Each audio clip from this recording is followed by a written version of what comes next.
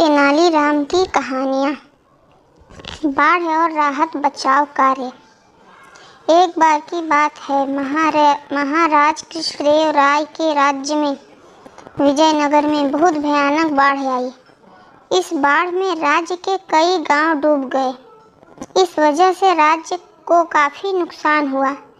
इस प्राकृतिक आपदा के बारे में जब महाराज कृष्णदेव राय को पता चला तो उन्होंने एक मंत्री को फौरन बाढ़ पीड़ित लोगों की मदद करने का आदेश दिया और कहा, बाढ़ से हुए नुकसान को पूरा करने के लिए जितने भी धन की ज़रूरत हो वह उसे शाही खजाने से निकलवा ले, मगर जल्द से जल्द सभी पीड़ितों की सहायता की जाए।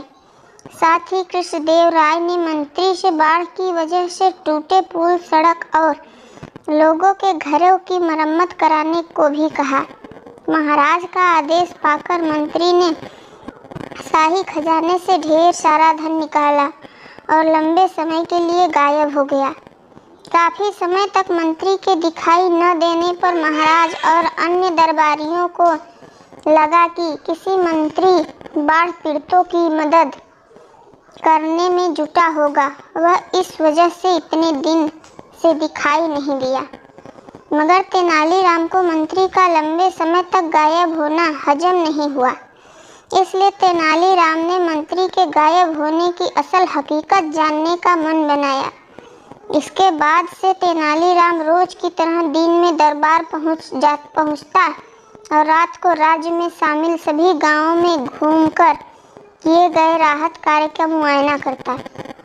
कुछ हफ्ते बाद एक दिन मंत्री जी दरबार में हाजिर हुए और गांव के किए गए अपने काम को महाराज कृष्णदेव के सामने चढ़ा बढ़ाकर बताने लगे।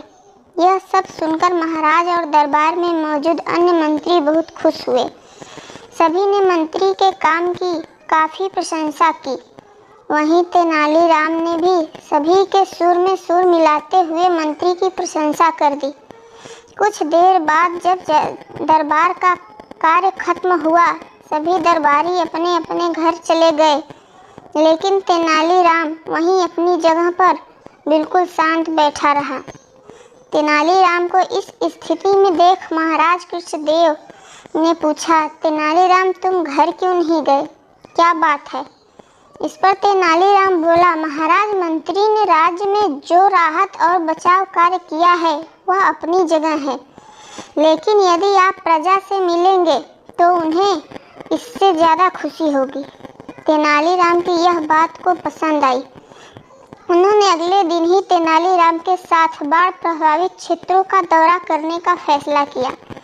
अगले दिन सुबह होते ही महाराज और तेनालीराम बाढ़ प्रभावित क्षेत्रों का दौरा करने के लिए तैयार हुए गए। दोनों ने अपने अपने घोड़े की सवारी की और आगे बढ़ने लगे। कुछ दूरी पर महाराज रुक गए और चौंक कर तेनालीराम से पूछा, ये शाही बाग में लगे सुंदर पेड़ और फलदार वृक्ष कहाँ गए? तेनाली ने कटाक्ष करते हुए कहा, हो सकता है महाराज यह पेड़ बाढ़ के साथ बह गए हों।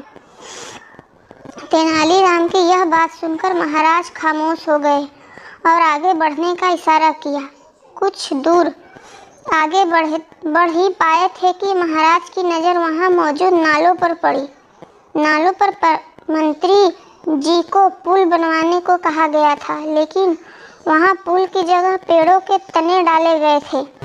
महाराज समझ गए कि मंत्री ने शाही बागों के वृक्षों के तनों को नालों पर डलवा दिया। तभी तेनालीराम ने चुटकी ली और बोला, महाराज, हो सकता है कि बाढ़ के कारण पेड़ के तने यहाँ आ गए और अटक गए। मंत्री जी जिस पुल के निर्माण की बात कर रहे थे वह आगे होगा। इस पर भी महाराज कुछ नहीं बोले और आगे बढ़कर एक गांव में पहुँचे। गांव में चारों ओर बाढ़ का पानी भरा हुआ था। वहां मौजूद लोग बाढ़ के कारण बेहाल थे। कुछ लोग जान बचाने के लिए अपने घरों में पर पड़ी खपरेल पर चढ़े हुए थे तो कुछ पेड़ों पर चढ़ रहे थे।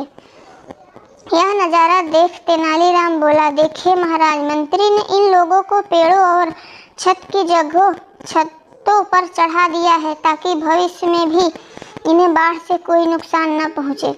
अब महाराज कृष्णदेव राय के सब्र का बांध टूट गया और वह गुस्सा से तिलमिला उठे। बिना देर किए वह वापस अपने महल आए और उस मंत्री को दरबार में हाजिर होने का संदेश भिजवा दिया। मंत्री डरते डरते दरबार पहुंचा। उसे देख महाराज का गुस्सा फूट पड़ा। उन्होंने मंत्री को खूब फटकार लगाई और जल्द से जल्द सारा धन शाही खजाने में जमा कराने का आदेश दिया। वहीं महाराज ने अब राज्य में राहत और बचाव कार्य कराने का जिम्मा तेनाली को सौंप दिया। साथ ही उसे धन के हिसाब किताब का भी काम दिया और मंत्री किनारे मुंह लटकाए खड़ा रहा। कहानी से सीख। बच्चों, इस कहानी से हमें यह सीख मिलती है कि जब कोई आप पर भरोसा करके कोई बड़ी जिम्मेदारी दे तो आप पूरी जिम्मेदारी, ईमानदारी और निष्ठा से उस काम को करें ताकि उसका विश्वास आप पर हमेशा बना रहे। प्लीज़ कहानी अच्छी लगे तो लाइक करें, कमेंट करें, सब्सक्राइब में बताएं कहानी कैसी लगी।